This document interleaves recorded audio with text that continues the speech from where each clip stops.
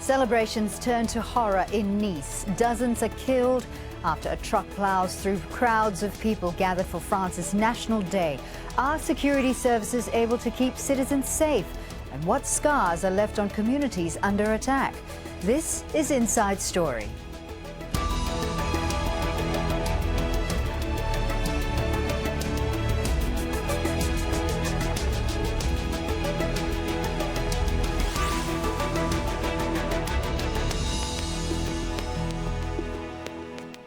Hello and welcome to the programme. I'm Fauziah Ibrahim. France is in mourning again after another attack that caused mass casualties.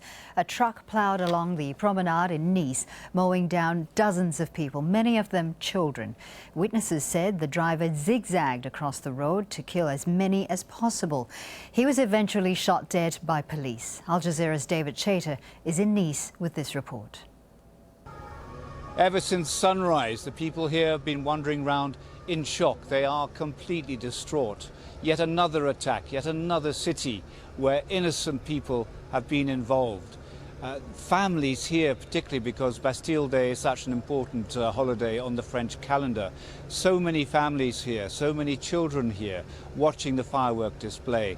And it was the moment when it had finished, when it was just breaking up, that the attacker decided to move in with his heavy goods vehicle, careering across the road, trying to kill as many people as he could, crushing, maiming and killing. This was a deliberate attempt to shock, to get as many casualties, as many murders as they could. And he also had grenades and weapons inside the lorry before he was shot dead by the police here, bringing the carnage to an end. But the whole of the Promenade des Anglais was littered by then with bodies. Lifeguards came up from the beach and they started covering the dead with towels, trying to give first aid, trying to give what help they could. Imagine the trauma of watching that, being a witness to that, being part of that.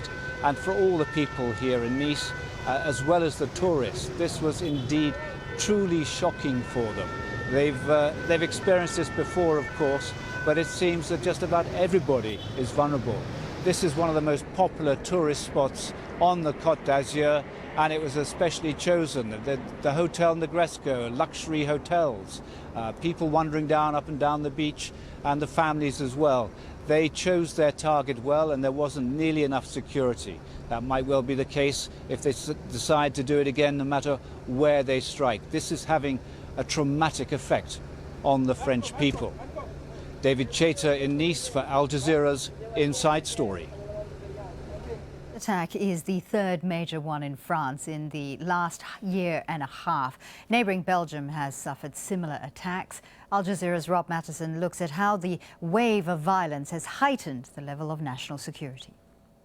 In the last 18 months, Europe has been targeted by gunmen and bombers. More than 200 people have died.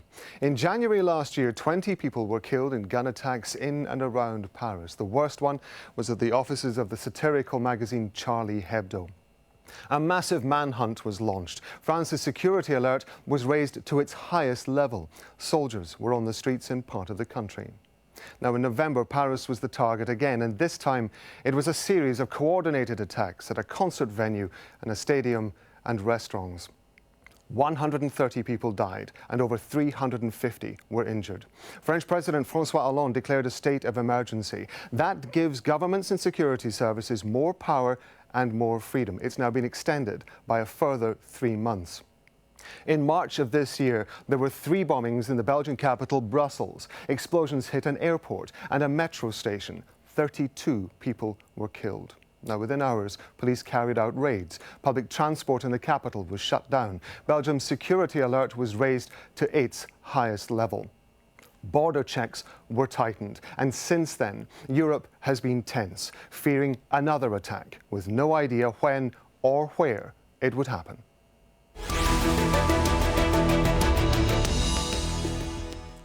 Let's now bring in our guests for today's discussion. In Paris, we have Julien Theron, political scientist at the University of Versailles.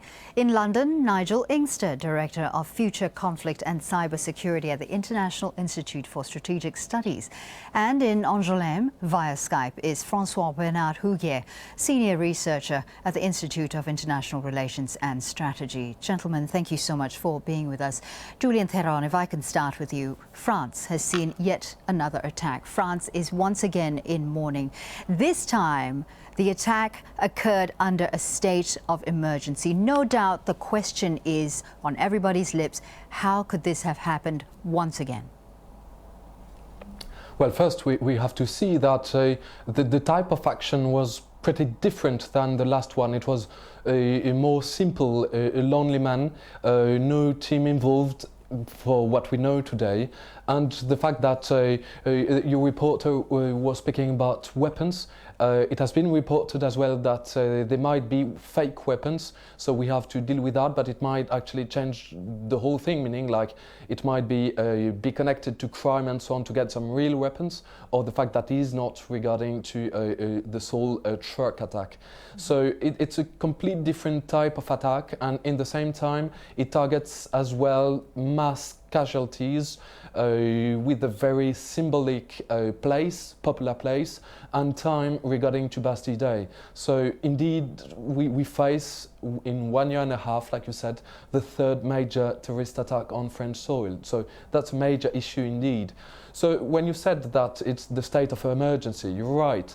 But even though it's the state of emergency, it's not completely applied, because even though at the beginning of the state of emergency, after November the 13th attacks, well, people were not allowed to assemble and so on. And since then, we had Nuit debout, social movements, demonstrations against the labour law.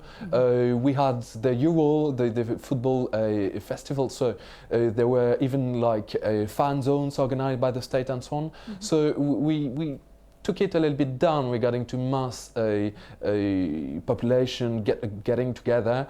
But what was very important was the fact that the justice and police works might work with special conditions, like for instance in the night, or being able to look for into cars. So that was in the state of emergency, and the government was ready to actually let it down next 26th of July and to replace it with a specific law. So you see that the state of emergency is actually one of the subtopics. Francois-Bernard Huyghe, you have sometimes questioned the effectiveness of France's security forces. You've been quoted as saying many of the security measures in place are symbolic and is a form of psychological support. You said that there just aren't enough police officers to follow through. Yes, it is a sort of quantitative problem.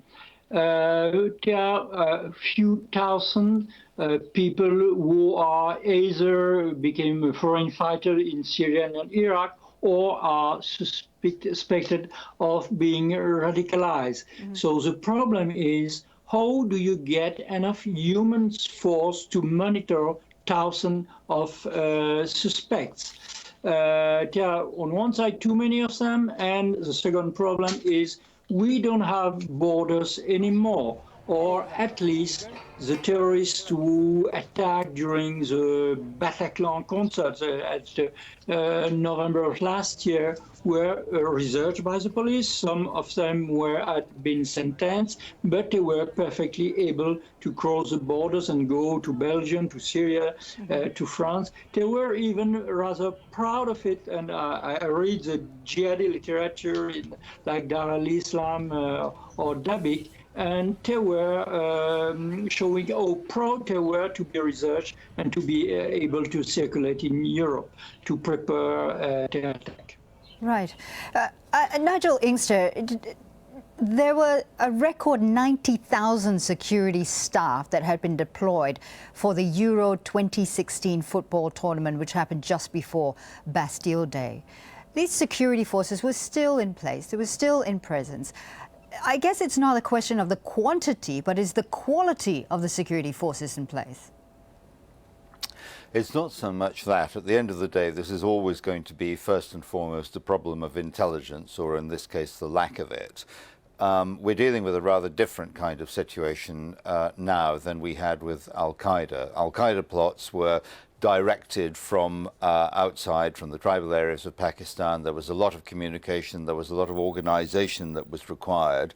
There were communication links that could be got across. Groups needed to meet, they needed to communicate. What we're seeing now is the beginnings of something that looks a bit more different, because if this is indeed an Islamic State attack or indeed Al-Qaeda, it seems that what we're looking at now is a situation in which individuals and groups are given a high degree of tactical latitude to plan and execute operations with relatively little in the way of external micromanagement. This makes it very difficult. This most recent regrettable attack in Nice, we still don't know the full story yet. We don't know whether this individual was acting alone. We don't know whether he had accomplices or whether there was indeed any degree of external direction. It's very difficult to identify lone individuals or small groups that haven't crossed the radar. This person, as far as I'm aware, had a police record, but only for petty criminality. In other cases, Bataclan, etc., we were dealing with people who had previous antecedents for involvement in terrorism. I want to talk about the response. Now, in response to this attack, the French government has said that they will step up security even further. The state of emergency has been extended by 3 more months. The French government will be deploying more police on the streets. They're expecting to send out troops to France's borders. Are these really effective measures, Nigel Inkster, or merely moves to give the perception that something is being done to try to protect the citizens of France? I think it's more the latter. I think that this is about psychological reassurance to a considerable degree, but also having ready to hand rapid response capabilities in the event that an incident takes place. But I think these forces in and of themselves can't do very much unless they know who they're looking for. Francois-Bernard Huyghe, given the number and frequency of attacks that have happened in France over the last year and a half, has this wave of violence become the new norm for France? Is this something that the citizens of France have to just get used to?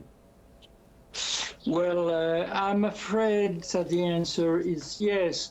When it was Charlie Hebdo, people could say, okay, it's an attempt against freedom of speech. Those people have made caricatures of prophet. And after we had anti-Semitic attacks, and in November, we had attacks of a very, very well-organized commando who shot people going to the concert. Now it's everybody, could be me, could be my neighbor, just because they're in the streets in Nice. So there is a feeling in the population that everybody could be a legitimate target to the commandos or the operative of Daesh, and that there will be no end to that because there are too many suspects, because we had an emergency state which doesn't stop those people, and because there are more calls to more attacks coming from Daesh and from its representative Julien, Theron, no doubt the level of paranoia and fear would have risen with each attack. What does this do to the community? Does it make them come together to feel some sort of security, or does it sow the seeds of divisiveness? Actually, I wouldn't even speak about paranoia. If there's fear, of course, but people actually dumped their fears.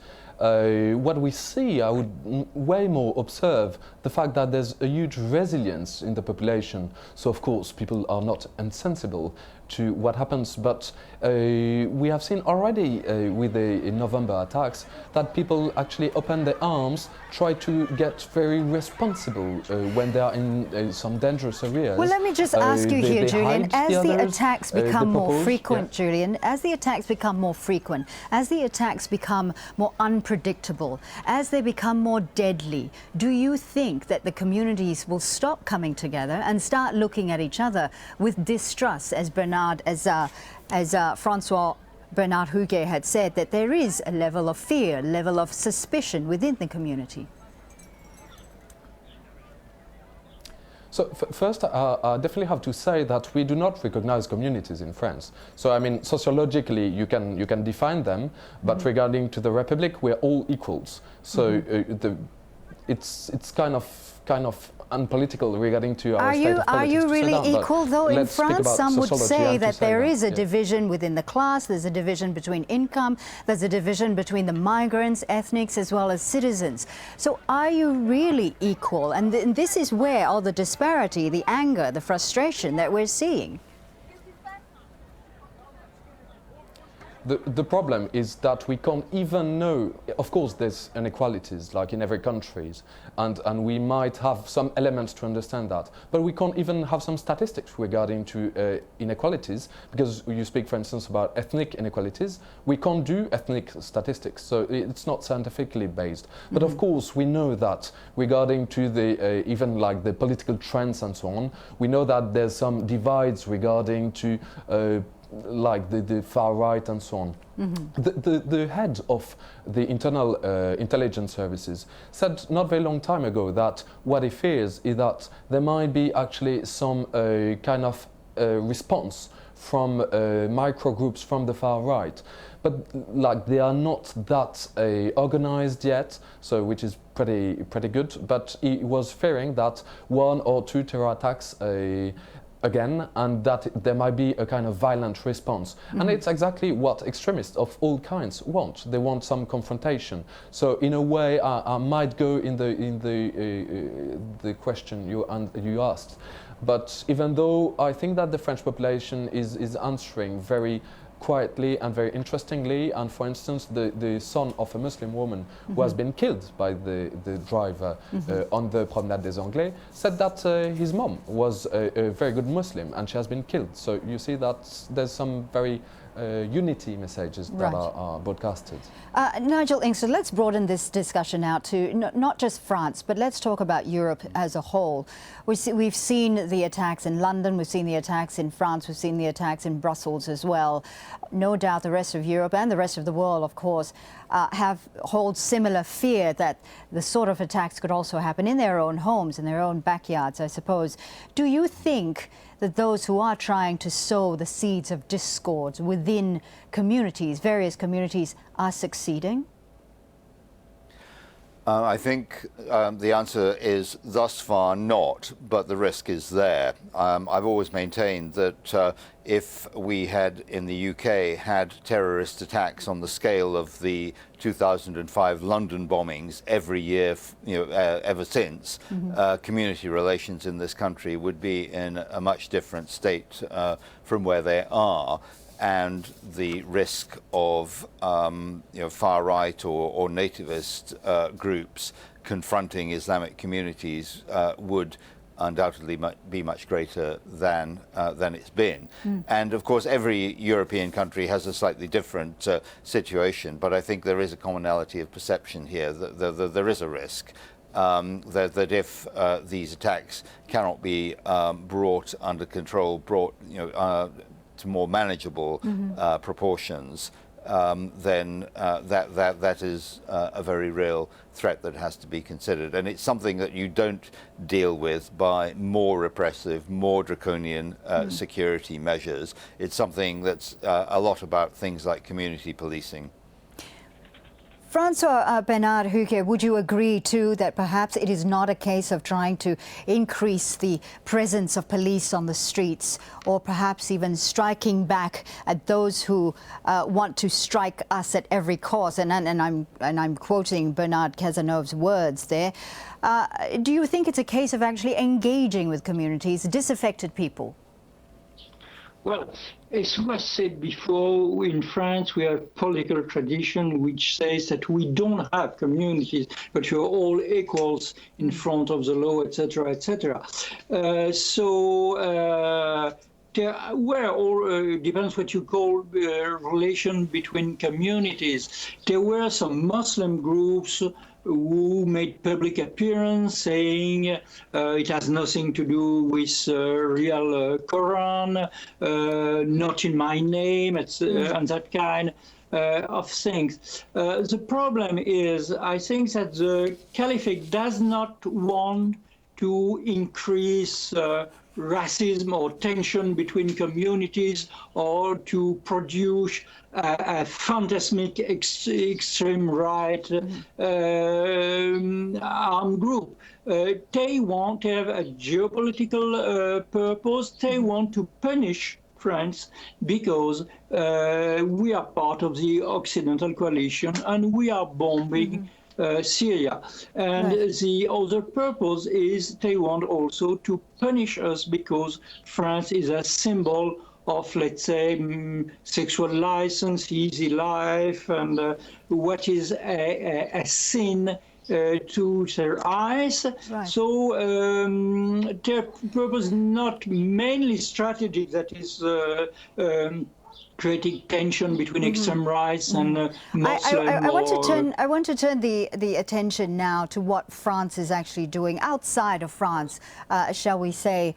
Nigel Inkster, in the wake of the Nice attacks, even before the suspect's motives had been known, or even before the suspect had been identified, we heard a lot about a talk of war from France's leaders. I'll quote to you President Hollande saying, "We will further strengthen our actions in Iraq and in Syria," referring, of course, to France's current airstrikes on ISIL. Former President Nicolas Sarkozy said that we're in a war set to last.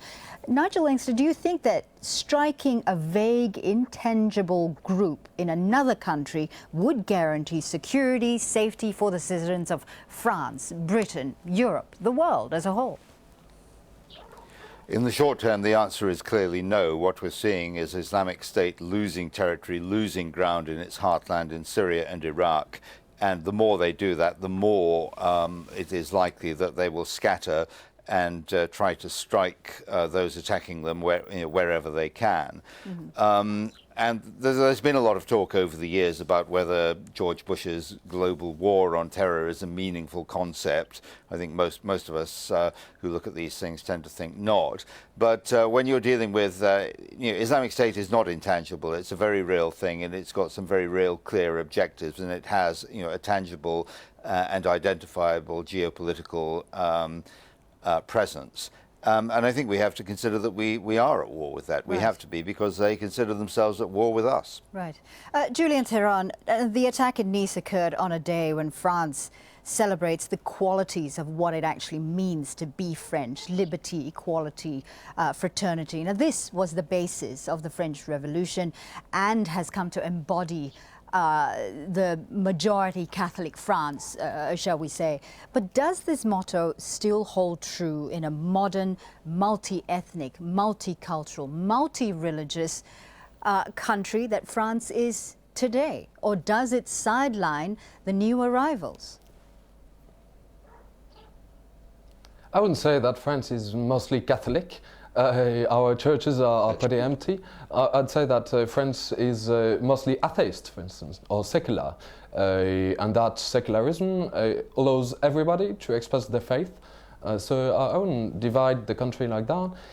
But you're right, the terror attack, if it was a terror attack, ideologically ramificated, was very symbolic regarding to the day where the unity of the nation is supposed to be celebrated. Of course, it's not meaningless. And the attack was pointing precisely some kind of purely political, in the good way of speaking, unity of the nation itself, bringing all kind of people together. And of course, this is, like we said before, regarding to possible tensions between perhaps not community but extremists. Right. It targets the national unity. So you're right, the symbol is here. Right. Gentlemen, we're going to have to leave the discussion there. Thank you to all our guests, Julien, Theron, Nigel Inkster and Francois Huyghe. And thank you too for watching. You can always see the program again anytime by visiting our website, aljazeera.com. For further discussion, you can always go to our Facebook page. That's facebook.com/AJ Inside Story. Of course, you can always join the conversation on Twitter. Our handle is @AJ Inside Story. From me, Fauziah Ibrahim, and the whole team here, thanks for watching.